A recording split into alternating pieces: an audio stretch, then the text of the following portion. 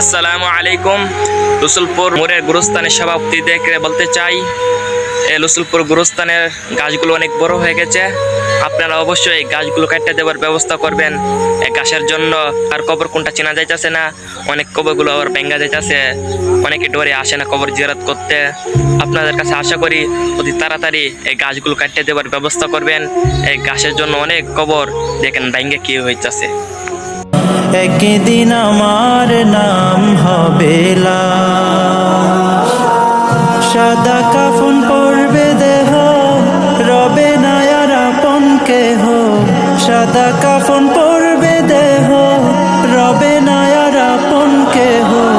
বন্ধ হবে রে নিঃশ্বাস,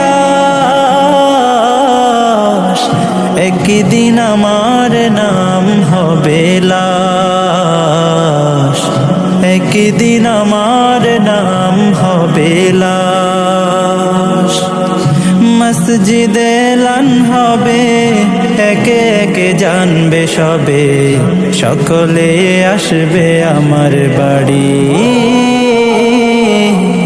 শেষে দেখা দেখিবে স্বজন, দেখে আমায় ভিজবে নয়ন, শেষ হবে মিছে জমিদারি।